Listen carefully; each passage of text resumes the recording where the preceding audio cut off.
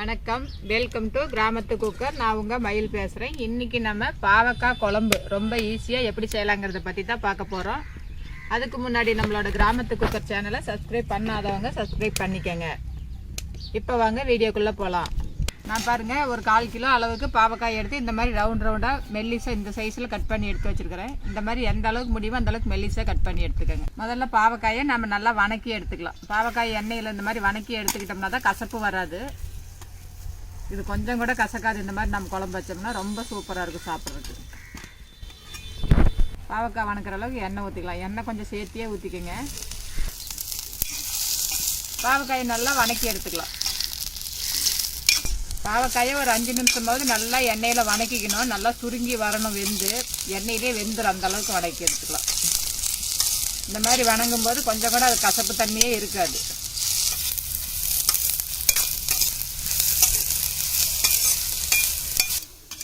இந்த அளவுக்கு வணங்கினா போதும்.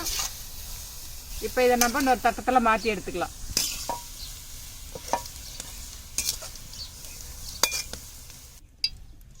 இப்போ இந்த எண்ணெயோடையே இன்னும் கொஞ்சமாக எண்ணெய் சேர்த்திக்கலாம். கொஞ்சமாக கடுகு சேர்த்திக்கலாம். ஒரு பெரிய வெங்காயத்தை இந்த அளவுக்கு கட் பண்ணி வச்சுருக்கிறேன். பொடியாக நறுக்கி இந்த மாதிரி கட் பண்ணி சேர்த்திக்கலாம்.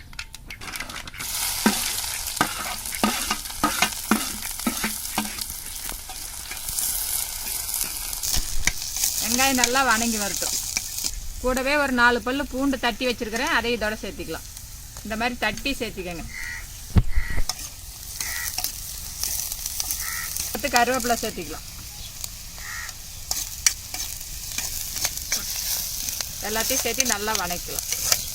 வெங்காயம் பாருங்கள் நல்லா வணங்கிடுச்சு. நான் 2 தக்காளி இந்த மாதிரி அரைச்சி வச்சுருக்கிறேன். இதை சேர்த்திக்கலாம். குழம்புக்கு இந்த மாதிரி அரைச்சி சேர்த்திக்கங்க. அப்போ தான் குழம்பு நல்லா திக்காக வரும்.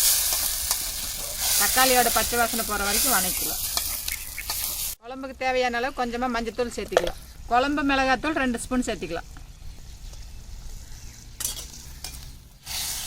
பொடியோட பச்சை வாசனை போகிற வரைக்கும் வணக்கலாம் நல்லா. குழம்புக்கு தேவையான அளவுக்கு உப்பு போட்டுக்கலாம், கல் உப்பு. இப்போ இந்த பொடியோட பச்சை வாசனை போயிடுச்சு. நம்ம வணக்கி வச்சிருக்கிற பாவக்காயை இதோட சேர்த்திக்கலாம்.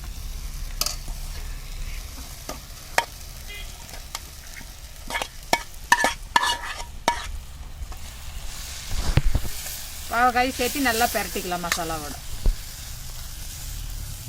இந்த காய் வேகிற அளவுக்கு கொஞ்சமாக தண்ணி சேர்த்திக்கலாம். ஒரு 1/2 டம்ளர் அளவு சேர்த்திக்கங்க. நிறையா சேர்த்த வேண்டாம்.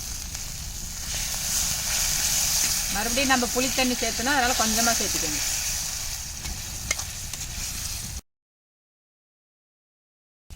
இப்போ பாருங்கள், இதை நான் ஒரு சின்ன நெல்லிக்காய் சைஸ் புளி எடுத்து ஊற வச்சு இந்த மாதிரி கரைச்சி எடுத்து வச்சுருக்கிறேன். இப்போ இந்த புளி தண்ணி இதோட சேர்த்திக்கலாம். இப்போ எல்லாத்தையும் சேர்த்து நல்லா கலந்துக்கலாம். இந்த சமயத்தில் உப்பு பத்துச்சா இல்லையான்னு பார்த்துக்கிட்டு மூடி வைக்கலாம். நம்ம இது அப்படியே ஒரு 5 நிமிஷத்துக்கு நம்ம மூடி வைக்கலாம். அடுப்பை கம்மியாக வச்சு விட்டு வேக வைங்க.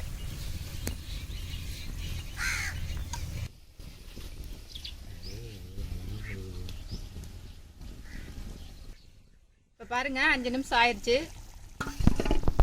எண்ணெய் நல்லா பிரிஞ்சு பாருங்கள். குழம்பு நல்லா கெட்டியாகி வந்திருக்குது. இந்த அளவுக்கு வந்துச்சுன்னா போதும்.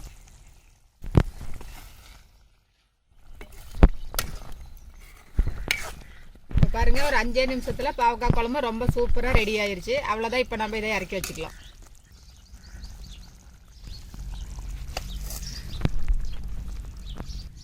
இப்போ பாருங்க, கொஞ்ச நேரத்திலே பாவக்காய் குழம்பு ரொம்ப சூப்பராக ரெடி ஆயிடுச்சு. எண்ணெயெல்லாம் பிரிஞ்சு பாருங்க, குழம்பு ரொம்ப நல்லா இருக்குது. இந்த மாதிரி நம்ம எண்ணெயில் வணக்கி வைக்கும்போது கசப்பே கொஞ்சம் கூட வராது. சாப்பிடவும் ரொம்ப டேஸ்ட்டாக இருக்கும். நீங்களும் இந்த மாதிரி வீட்டில் செஞ்சு பாருங்கள். செஞ்சு பார்த்துட்டு எப்படி இருக்குதுன்னு உங்கள் கமெண்ட்ஸை சொல்லுங்கள். நன்றி, வணக்கம்.